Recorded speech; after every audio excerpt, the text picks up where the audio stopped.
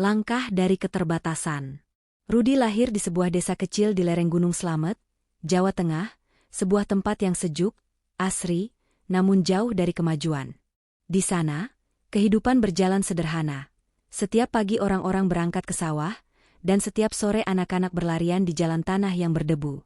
Di tengah kehidupan yang tenang itu, Rudi tumbuh sebagai anak sulung dari 3 bersaudara dalam keluarga yang serba kekurangan. Ayahnya seorang buruh tani yang bekerja di lahan milik orang lain.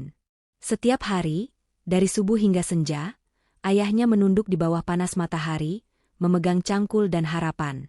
Sementara ibunya duduk di pojok rumah bambu, menjahit baju pesanan tetangga dengan penerangan lampu minyak kecil. Kadang, hasil jahitan itu tak seberapa, hanya cukup untuk membeli beras dan lauk sederhana. Tapi mereka tak pernah mengeluh. Rudi kecil tumbuh dengan kebiasaan menahan lapar dan menunda keinginan. Ia sering berjalan kaki sejauh 3 kilometer ke sekolah SD satu-satunya di desanya. Sepatu lusuh yang ia pakai sudah beberapa kali disambung dengan tambalan kain oleh ibunya. Setiap kali hujan turun, ia menenteng sepatunya dan berjalan nyeker agar tak basah. Namun meski sederhana, ia adalah anak yang haus belajar. Rudi suka membaca, meski buku yang dimilikinya hanya beberapa. Ia sering meminjam buku dari teman, atau membaca koran bekas yang dijadikan pembungkus gorengan. Ia punya mimpi sederhana. Suatu hari, ia ingin jadi orang yang bisa membantu orang lain, meski ia belum tahu bagaimana caranya. Namun kehidupan seringkali tak memberi banyak pilihan. Ketika Rudi naik ke kelas 5 SD, ayahnya jatuh sakit. Penghasilan keluarga menurun drastis, dan ibunya harus menanggung beban rumah tangga sendirian. Seragam Rudi mulai sempit, buku-bukunya habis, dan uang saku tak lagi ada. Hingga suatu hari, ibunya menatap Rudi dengan mata berkaca-kaca. "Rud, kayaknya kamu harus berhenti sekolah dulu, Nak. Ibu nggak sanggup bayar iuran bulan ini." Rudi terdiam lama. Dadanya sesak. Ia tahu ibunya tak punya pilihan lain. Akhirnya, dengan berat hati, ia mengangguk pelan. Sejak hari itu, langkah kakinya bukan lagi menuju sekolah, melainkan menuju sawah bersama ayahnya. Hari-harinya berubah. Ia bangun sebelum matahari terbit, membawa cangkul, dan ikut mencangkul tanah berlumpur. Tangan kecilnya mulai kapalan, kulitnya menggelap terbakar matahari. Tapi di balik kerasnya pekerjaan itu, ada semangat yang terus menyala. "Kalau saya nggak bisa sekolah, berarti saya harus belajar dari hidup," pikirnya. Setiap kali beristirahat di pematang sawah, Rudi memperhatikan bagaimana ayahnya bekerja. Ia belajar tentang ketekunan, tentang arti kerja keras tanpa pamrih. Ia juga belajar bahwa kemiskinan bukan alasan untuk berhenti bermimpi. Namun rasa perih tetap ada. Setiap pagi, ia melihat teman-temannya berjalan ke sekolah dengan seragam putih merah, tertawa sambil membawa buku di tangan. Dari kejauhan, Rudi hanya bisa memandangi mereka. Kadang, ia menunduk dan berpura-pura sibuk menyiangi rumput agar tak terlihat sedih.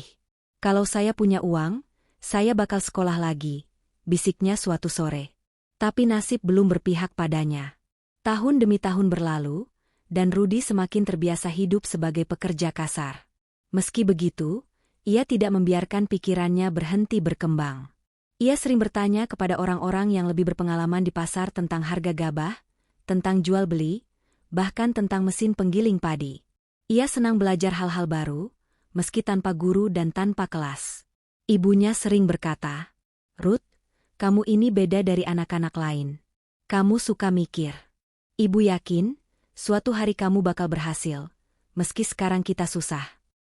Ucapan itu menjadi bahan bakar semangat Rudi. Ia menyimpannya dalam hati, menjadikannya kompas untuk berjalan meski dalam gelap.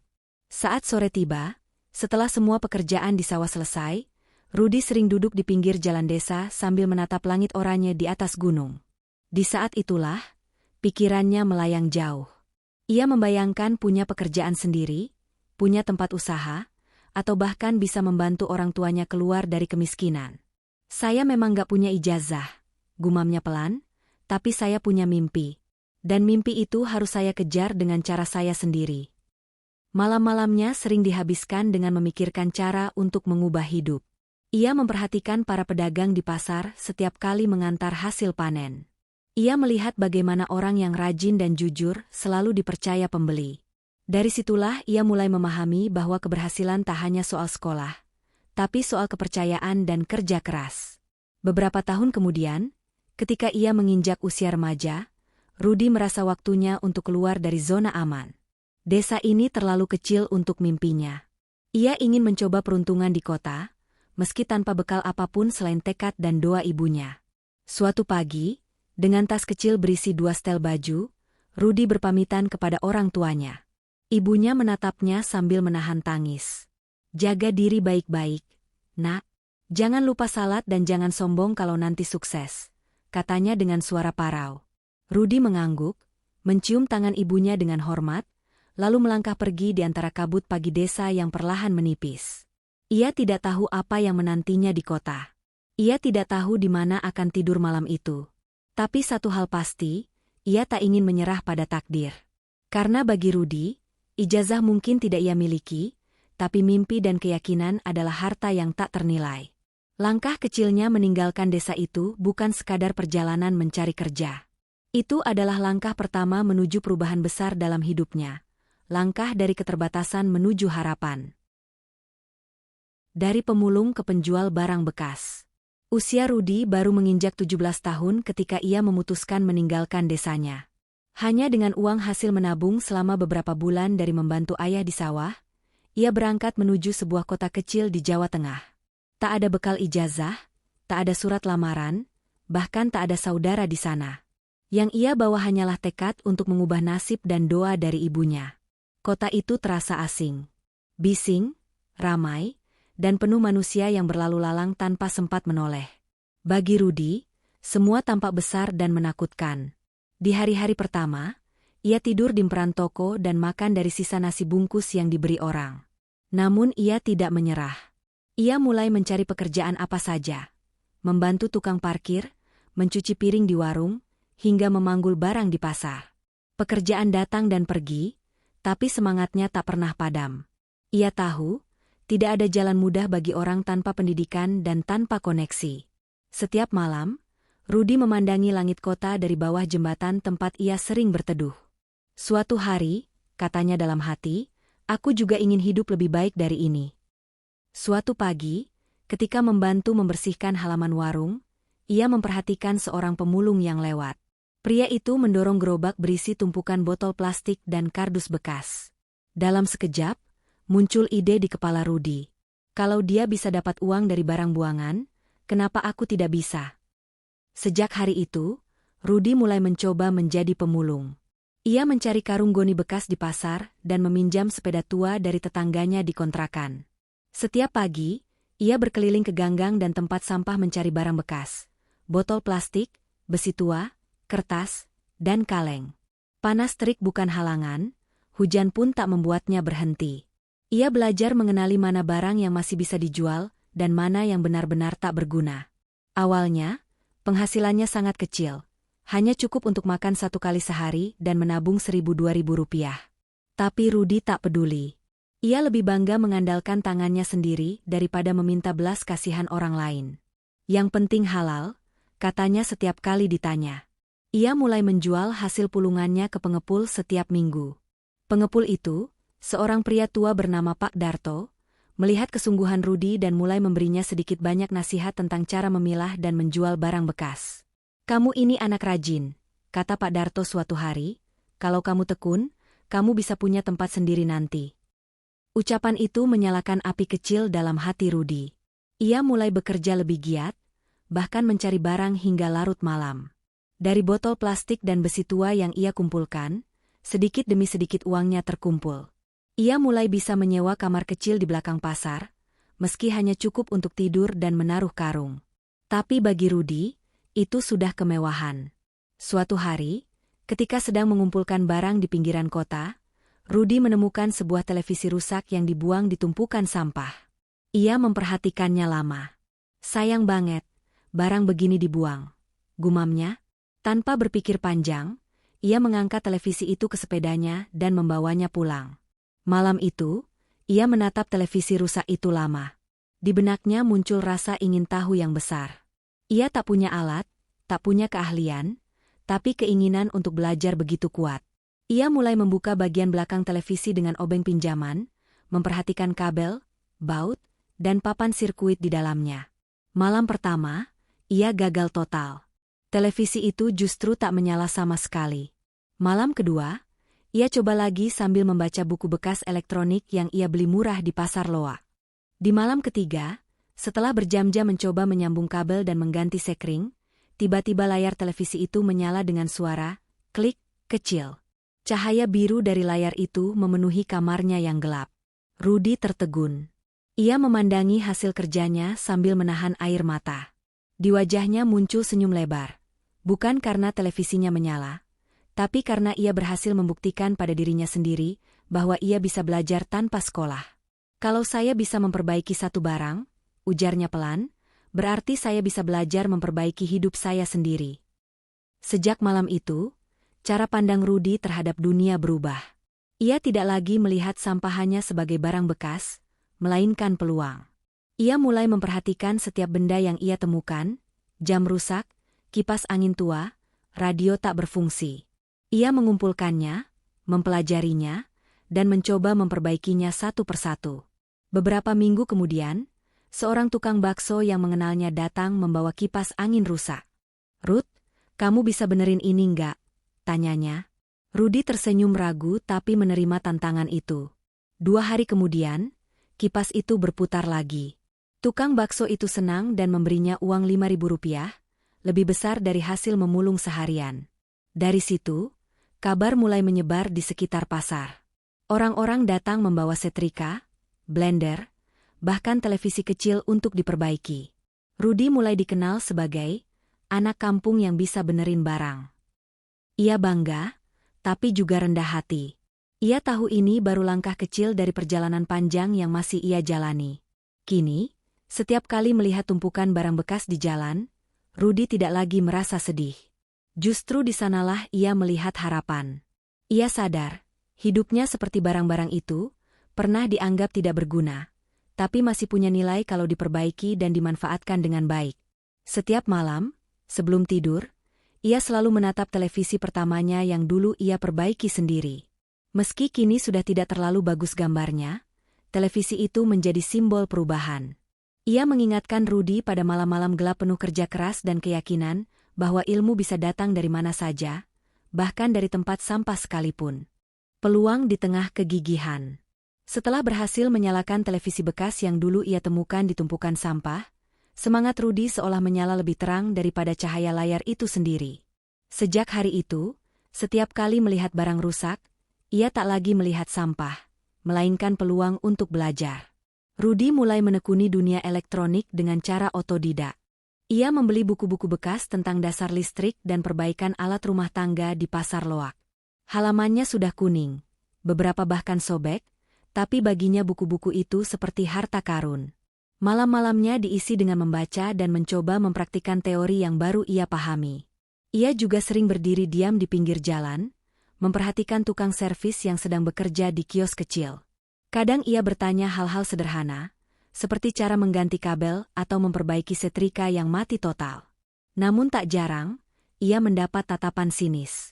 "Kamu siapa? Mau belajar servis? Lihat aja dulu, jangan ganggu," kata salah satu tukang servis suatu kali. Rudy hanya tersenyum. Ia tahu, dunia tidak selalu ramah bagi orang yang berpenampilan lusuh dan tanpa ijazah. Tapi ia juga tahu, rasa ingin tahu dan kerja keras tak bisa dihentikan oleh pandangan orang lain. Ia terus belajar dari jarak jauh, mengamati, meniru, lalu mencoba sendiri di kamar kontrakan kecilnya. Setiap kegagalan menjadi guru. Kadang kipas yang ia perbaiki malah terbakar, kadang televisi tak menyala sama sekali. Tapi ia tidak menyerah. Ia menulis semua kesalahan di buku catatan kecil yang ia buat sendiri. Di halaman pertama buku itu, ia menulis satu kalimat besar. "Setiap gagal adalah pelajaran, bukan alasan berhenti." Perlahan tapi pasti, hasil kerjanya mulai terlihat. Barang-barang yang dulu ia perbaiki tidak lagi rusak setelah beberapa hari, melainkan bertahan lama. Pelanggan-pelanggan pertama yang dulu hanya mencoba karena penasaran, kini mulai percaya. Mereka menceritakan keahlian Rudy kepada tetangga dan teman-teman mereka. Coba aja ke Rudi, murah tapi rapi hasilnya. Begitu kata orang-orang. Kabar baik menyebar cepat di kampung pada tempat ia tinggal. Rudi pun mulai mendapat lebih banyak pesanan. Ada yang membawa kipas angin mati total, ada yang membawa setrika korslet, bahkan televisi tabung yang sudah dianggap tak bisa diselamatkan. Ia menerima semuanya tanpa menolak. Kadang ia menghabiskan waktu sampai tengah malam hanya untuk memperbaiki satu alat. Tapi setiap kali berhasil, senyum bangga muncul di wajahnya. Uang servis yang ia dapatkan tidak seberapa, kadang hanya 10.000 atau 20.000 rupiah per barang. Namun dari situlah, perlahan ia menabung. Ia tidak membeli pakaian baru, tidak makan di warung mahal. Semua uang ia sisihkan untuk satu tujuan, membuka tempat servis miliknya sendiri. Beberapa bulan kemudian, mimpinya mulai terwujud. Dari hasil kerja keras dan tabungan yang ia kumpulkan, Rudi menyewa sebidang tempat kecil di pinggir jalan, tak jauh dari pasar. Tempat itu dulunya adalah warung kosong, berdinding papan dan beratap seng. Tapi bagi Rudi, tempat itu terasa seperti istana kecil. Dengan tangan sendiri, ia mengecat dindingnya, merapikan meja bekas dari kayu palet, dan menggantung papan sederhana bertuliskan. Servis elektronik Rudi, murah, cepat, jujur. Tulisan itu dibuat dari papan kayu bekas peti buah, ditulis dengan cat hitam yang ia beli dari toko bangunan sisa uang servis minggu lalu. Tapi papan sederhana itu memiliki arti besar. Ia bukan sekadar papan nama, melainkan simbol kerja keras dan kebanggaan diri. Hari pertama membuka kios, Rudi hanya duduk di bangkunya, menatap jalanan yang ramai. Tidak ada pelanggan datang. Tapi ia tidak kecewa. Ia tahu, kepercayaan tidak datang dalam sehari. Maka ia terus menunggu dengan sabar sambil memperbaiki barang-barang miliknya sendiri untuk mengisi waktu. Beberapa hari kemudian, seorang ibu datang membawa rich cooker rusak. "Mas Rudi ya?" Katanya bisa benerin apa aja, katanya. Rudi tersenyum, "Insya Allah, Bu. Saya coba dulu, ya." 3 jam kemudian, rich cooker itu menyala kembali. Ibu itu senang, membayar jasa Rudi, dan berjanji akan merekomendasikannya ke tetangga lain. Sejak saat itu, pelanggan Rudi mulai berdatangan satu persatu. Dari pagi sampai malam, kiosnya tidak pernah benar-benar sepi. Suara obeng, solder, dan radio yang ia uji coba menjadi musik harian yang menandakan usahanya berjalan. Dalam hitungan bulan, penghasilannya meningkat. Ia mulai bisa makan dengan layak, bahkan mengirim uang ke kampung untuk membantu ibunya. Yang lebih penting lagi, Rudi merasakan harga diri yang tumbuh dari kerja keras sendiri. Ia tidak lagi disebut pemulung, tapi tukang servis. Di sela-sela kesibukannya, Rudi sering merenung. Ia teringat masa-masa memungut botol plastik dan tidur di bawah jembatan. Semua itu terasa jauh, tapi juga menjadi bagian penting dari dirinya. "Kalau waktu itu saya menyerah, mungkin saya masih di jalanan," katanya pelan suatu malam. Ia juga mulai membantu anak-anak muda di sekitar tempat tinggalnya yang ingin belajar. Beberapa di antaranya datang hanya untuk melihat, tapi Rudi tak pelit ilmu. "Kalau kamu mau serius, sini, saya ajarin," katanya sambil tersenyum. Ia percaya, ilmu harus dibagi, karena dulu ia pun belajar dari orang yang tak sengaja memberinya kesempatan. Kini, setiap kali ia melihat papan kayu bertuliskan nama kiosnya, Rudi selalu teringat satu hal. Peluang sering datang dalam bentuk yang tak menarik. Kadang, peluang itu tersembunyi di balik kesulitan, dalam tumpukan barang rusak, atau bahkan di balik pandangan meremehkan orang lain.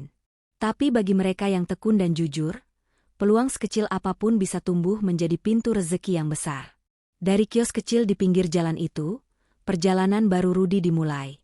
Ia belum tahu kemana hidup akan membawanya selanjutnya. Namun satu hal ia yakini, selama ada niat baik dan kemauan belajar, tidak ada batas untuk bermimpi, bahkan tanpa ijazah sekalipun. Dari kios ke toko, waktu berjalan cepat. Tanpa terasa, 3 tahun telah berlalu sejak Rudi membuka kios kecil bertuliskan, "Servis elektronik Rudi, murah, cepat, jujur." Kios sederhana di pinggir jalan itu kini telah berubah menjadi tempat yang selalu ramai setiap hari. Suara solder, obeng, dan kipas angin yang diuji coba berpadu menjadi irama keseharian yang akrab di telinga warga sekitar. Ketekunan dan kejujuran Rudy mulai berbuah manis. Ia tidak hanya dikenal sebagai tukang servis, tapi juga orang yang bisa dipercaya. Setiap pelanggan yang datang selalu dilayani dengan sabar. Jika barang mereka ternyata tidak bisa diperbaiki, Rudy jujur mengatakan apa adanya dan hanya meminta ongkos seikhlasnya. Yang penting rezeki berkah, bukan banyak, katanya setiap kali ada yang memuji kejujurannya. Namun Rudy bukan tipe orang yang cepat puas. Ia tahu, hidup tidak boleh berhenti di satu titik. Dari hasil servis, ia mulai menyisihkan sebagian uang untuk membeli suku cadang dan peralatan listrik. Awalnya, ia hanya menjual kabel, sakelar, dan bola lampu. Tapi lama-kelamaan, pembelinya semakin banyak. Orang-orang yang datang untuk servis mulai sekalian membeli kebutuhan listrik rumah mereka di kios Rudy. Perlahan-lahan, kios kecilnya tumbuh menjadi toko mini elektronik. Di rak kayu sederhana, tersusun rapi berbagai barang. Solder, stop kontak, obeng, bahkan speaker dan kipas angin baru. Nama, Rudy Elektronik, mulai dikenal luas, terutama di kalangan warga sekitar pasar. Yang membuat Rudy semakin bangga, kini ia tidak bekerja sendirian lagi. Ia mulai mempekerjakan dua anak muda dari desanya, Jono dan Wawan, yang datang ke kota mencari pekerjaan. Rudy melihat semangat mereka yang sama seperti dirinya dulu.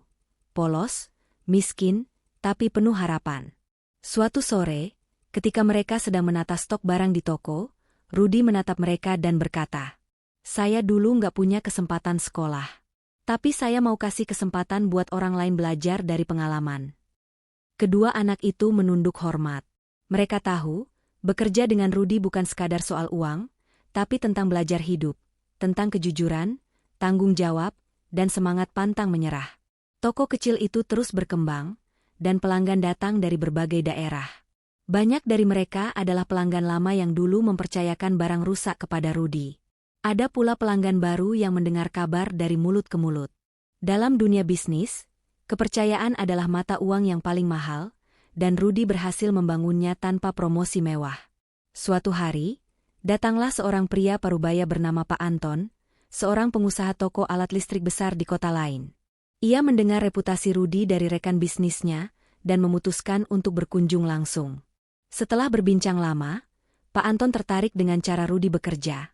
Sederhana, tapi penuh dedikasi dan disiplin. "Mas Rudy," kata Pak Anton, "saya punya ide. Gimana kalau kita kerja sama? Saya butuh orang jujur buat bantu distribusi barang ke beberapa daerah. Saya lihat, Mas punya potensi besar." Rudy terdiam. Tawaran itu seperti mimpi. Ia memang sudah berhasil mengelola toko kecilnya, tapi mengurus pasokan antar daerah adalah hal yang belum pernah ia lakukan. Ia takut gagal. Ia ingat masa lalunya, anak kampung tanpa ijazah, pemulung yang dulu mengais botol bekas di jalanan. "Apa saya sanggup?" pikirnya. Namun, di saat ragu itu, ia teringat kata-kata ibunya dulu. "Kalau kamu takut gagal, kamu nggak akan pernah tahu seberapa kuat kamu sebenarnya." Akhirnya, Rudy memberanikan diri. Ia menerima tawaran itu, meski dengan banyak kekhawatiran. Ia mulai belajar dari nol, membuat catatan keuangan, mengatur stok barang, mengelola pegawai, dan belajar tentang distribusi. Ia bahkan membeli buku akuntansi bekas untuk memahami cara mencatat laba dan rugi dengan benar. Malam-malamnya kembali diisi dengan belajar dan mencatat angka-angka di buku besar. Tidak semua berjalan mulus. Di awal kerjasama, Rudy sempat salah menghitung stok hingga mengirim barang yang tidak sesuai pesanan. Tapi ia segera mengakui kesalahannya dan memperbaikinya tanpa banyak alasan. Kejujurannya membuat Pak Anton semakin percaya. "Mas Rudy ini beda," kata Pak Anton kepada koleganya. "Dia nggak cuma kerja, tapi punya hati." Dalam waktu 2 tahun, hasil kerja keras itu mulai terlihat. Toko Rudy semakin ramai, pengirimannya meluas ke beberapa kota di Jawa Tengah, dan omsetnya meningkat tajam. Ia mampu memperkerjakan lebih banyak orang, bukan hanya dari desanya, tapi juga warga sekitar yang membutuhkan pekerjaan. Tahun demi tahun berlalu, dan Rudy Elektronik berubah menjadi bisnis besar. Dalam waktu 5 tahun, ia membuka 3 cabang toko di kota berbeda.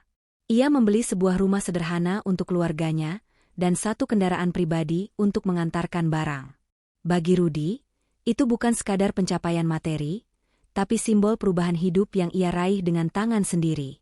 Kadang, ketika duduk di teras rumahnya yang baru, Rudy suka termenung. Ia menatap papan besar bertuliskan Rudy Elektronik. Jujur, cepat, terpercaya yang kini berdiri di depan tokonya. Dari papan kecil yang dulu ia lukis sendiri di kayu bekas, kini namanya terpampang megah di papan reklame besar. Ia teringat masa lalu, karung goni di pundak, malam-malam lapar tanpa makan, ejekan orang yang meremehkan. Semua itu seperti film lama yang terus berputar dalam ingatannya. Tapi alih-alih membuatnya sombong, kenangan itu membuatnya semakin rendah hati. Dulu saya nggak punya apa-apa, katanya suatu hari kepada Jono. Sekarang, yang saya punya bukan cuma toko, tapi kesempatan buat bantu orang lain. Bagi Rudy, kesuksesan sejati bukan diukur dari besar toko atau tebalnya dompet, tapi dari seberapa banyak manfaat yang bisa ia berikan. Dan setiap kali ia menutup toko di sore hari, menatap sinar matahari terakhir yang jatuh di papan nama usahanya, ia tahu satu hal dengan pasti. Semua ini tidak datang dari keberuntungan, melainkan dari ketekunan, kejujuran, dan keyakinan untuk terus belajar, meski tanpa ijazah sekalipun. Kembali untuk mengangkat yang lain. Kesuksesan seringkali membuat orang lupa dari mana mereka berasal. Namun bagi Rudy, setiap pencapaian justru menjadi pengingat dari perjalanan panjang yang pernah ia tempuh, dari anak desa yang tak tamat SD, pemulung di jalanan, hingga pemilik toko elektronik besar dengan cabang di beberapa kota. Kini, hidupnya jauh lebih baik. Ia memiliki rumah sendiri, kendaraan pribadi, dan karyawan yang setia. Tapi di tengah kenyamanan itu, ada satu hal yang tak pernah hilang dari pikirannya, kampung halaman. Suatu pagi, di sela kesibukan mengurus toko, Rudy duduk di ruang belakang sambil memandangi foto tua, potret dirinya kecil bersama ayah dan ibu di depan rumah bambu yang sudah reot. Tatapan matanya kosong tapi hangat. Di balik kesuksesan yang ia raih, ia tahu bahwa akar hidupnya masih tertanam kuat di tanah desa tempat ia tumbuh. Kalau bukan karena desa itu, saya nggak akan jadi seperti sekarang, bisiknya pelan. Beberapa minggu kemudian, Rudy memutuskan untuk pulang. Ia membawa sedikit bingkisan, tapi lebih dari itu, ia membawa niat besar untuk memberi arti pada kesuksesan. Perjalanannya melewati jalan berliku di lereng Gunung Slamet, diselimuti kabut pagi yang menenangkan. Semua tampak sama seperti dulu, tapi entah kenapa, suasananya terasa berbeda. Ia tak lagi datang sebagai anak yang meninggalkan kampung, melainkan sebagai seseorang yang kembali untuk mengangkat yang tertinggal. Setibanya di desa, Rudy disambut dengan wajah-wajah ramah yang dulu pernah bersamanya di masa kecil. Anak-anak berlari di jalanan tanah, para petani menyapa, dan beberapa tetangga lama datang menyalaminya. Mereka bangga, tapi Rudy justru merasa rendah hati. Saya cuma sedikit lebih beruntung, katanya sambil tersenyum. Beberapa hari di kampung membuat Rudy merenung lebih dalam. Ia melihat banyak anak muda yang putus sekolah, seperti dirinya dulu. Ada yang membantu orang tua di sawah, ada yang menganggur, dan ada pula yang pergi ke kota tanpa arah. Hatinya terenyuh. Ia tahu betul rasanya kehilangan kesempatan belajar. Maka, ia mulai berpikir, kalau saya dulu bisa belajar dari pengalaman, kenapa mereka tidak? Dari situlah, ide sederhana muncul, membuka pelatihan gratis bagi anak-anak muda di desanya untuk belajar memperbaiki barang elektronik. Ia menyulap gudang kecil di rumah orang tuanya menjadi bengkel belajar. Dengan peralatan seadanya, ia mulai mengajar beberapa anak desa. Awalnya hanya 3 orang. Lalu bertambah menjadi 5, 10, dan akhirnya belasan. Setiap sore, suara tawa dan bunyi obeng bergema dari bengkel kecil itu. Rudy mengajari mereka dasar-dasar perbaikan alat rumah tangga, mulai dari setrika, kipas angin, sampai radio. Tapi bukan hanya soal teknik, Rudy juga menanamkan nilai-nilai hidup yang ia pegang sejak dulu. Kejujuran, kerja keras, dan tidak malu belajar dari kegagalan. Kalau kamu nggak bisa lanjut sekolah, jangan malu, katanya suatu sore sambil memperbaiki kabel kipas. Dunia masih punya banyak cara buat kamu belajar. Sekolah itu penting, tapi semangat belajar jauh lebih penting. Saya ini buktinya. Anak-anak muda itu mendengarkan dengan mata berbinar. Mereka melihat Rudy bukan sebagai orang kaya, tapi sebagai sosok yang memahami perjuangan mereka. Ia bukan guru dari buku, tapi guru dari pengalaman. Dan itu justru membuat pelajaran terasa nyata. Rudy tidak berhenti di situ. Ia mulai memberikan bantuan modal kecil bagi mereka yang ingin membuka bengkel sendiri. Ia percaya bahwa memberi kail jauh lebih baik daripada memberi ikan. "Kamu nggak perlu besar dulu," katanya kepada salah satu muridnya, "yang penting mulai. Dari kecil, tapi jujur dan sungguh-sungguh." Beberapa tahun berlalu, dan hasil kerja keras itu mulai terlihat. Banyak dari mantan murid Rudy kini memiliki bengkel sendiri di berbagai daerah. Ada yang membuka kios kecil di pinggir jalan, ada yang melayani servis rumahan, bahkan ada yang membuka toko seperti Rudy dulu. Setiap kali mereka mendapat pelanggan baru, mereka selalu menyebut nama Rudy dengan bangga. "Saya dulu belajar dari Pak Rudy," kata mereka dengan senyum lebar. Desa tempat Rudy dilahirkan pun mulai berubah. Anak-anak muda yang dulu menganggur kini punya penghasilan. Perekonomian perlahan bergerak, dan semangat baru tumbuh di setiap sudut kampung. Semua itu berawal dari niat seorang mantan pemulung yang ingin berbagi ilmu. Suatu sore, ketika pelatihan selesai, salah satu peserta mendekat dan berkata lirih, "Pak Rudy, saya pengin kayak Bapak. Sukses tapi nggak lupa asal." Rudy tersenyum, menepuk bahu anak itu, lalu berkata, "Sukses itu bukan berarti kaya. Sukses itu kalau kamu bisa bikin hidupmu berguna buat orang lain."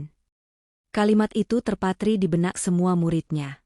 Mereka tahu, yang membuat Rudy dihormati bukan karena besar tokonya atau banyak uangnya, tapi ketulusan hatinya untuk membantu tanpa pamrih. Kini, setiap kali ia pulang ke desa, suasana bengkel pelatihannya selalu ramai.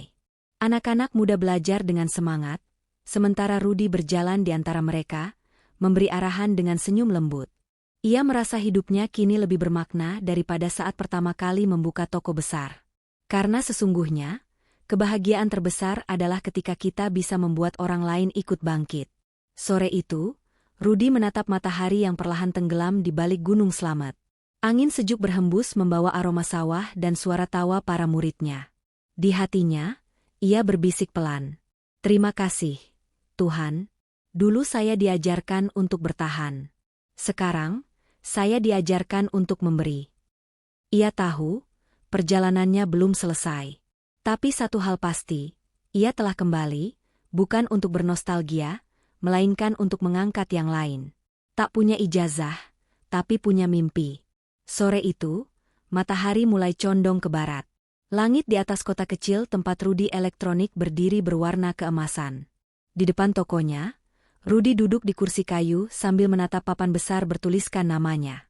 Rudy Elektronik murah, cepat, jujur. Tulisan itu kini bukan sekadar nama usaha, tapi simbol dari perjalanan panjang seorang lelaki yang pernah dianggap tak punya masa depan karena tidak punya ijazah.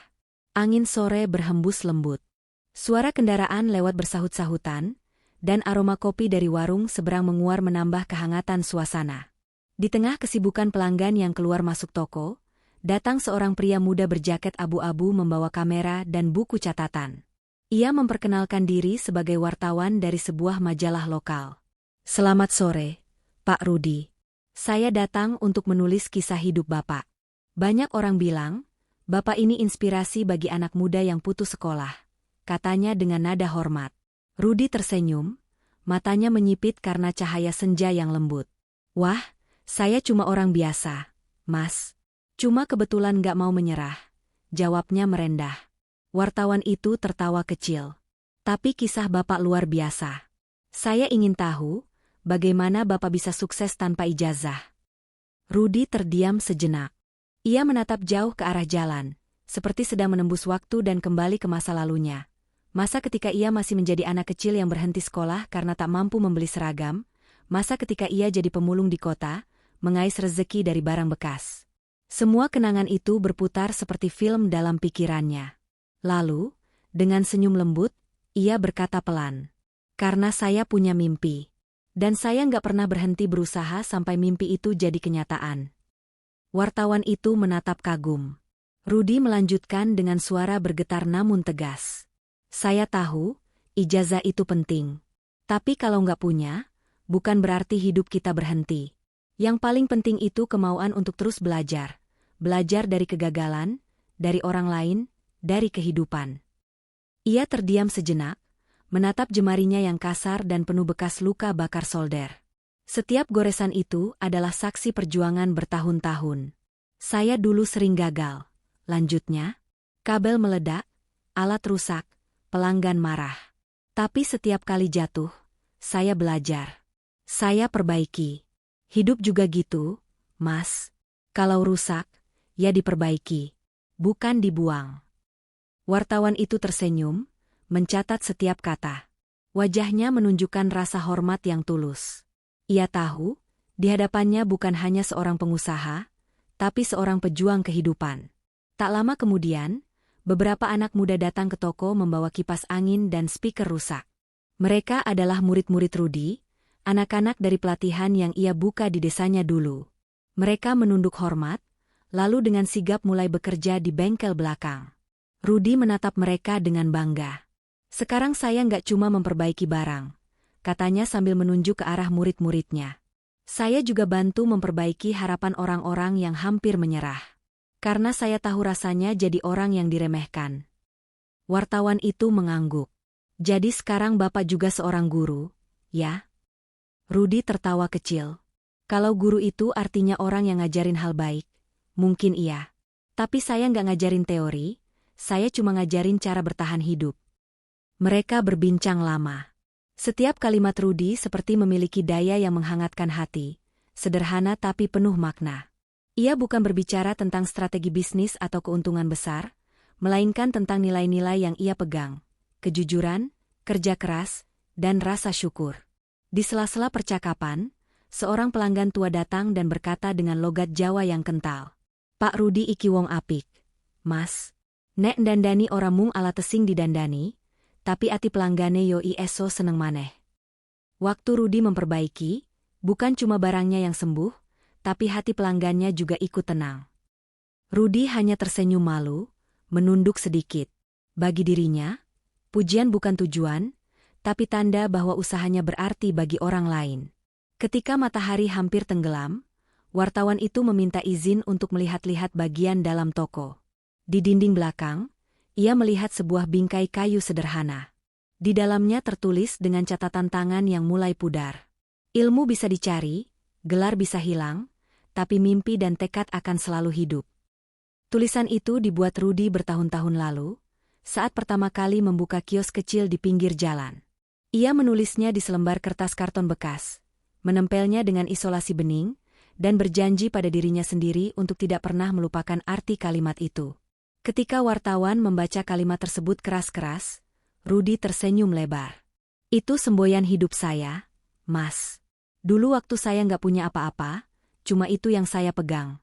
Sekarang pun, meski sudah punya toko, saya tetap percaya. Selama masih punya mimpi, hidup pasti punya arah. Langit mulai gelap. Lampu toko menyala, memantulkan cahaya hangat ke jalanan yang mulai sepi. Wartawan itu menutup buku catatannya, lalu menjabat tangan Rudi dengan hormat. Terima kasih, Pak. Cerita Bapak akan menginspirasi banyak orang. Rudi mengangguk pelan.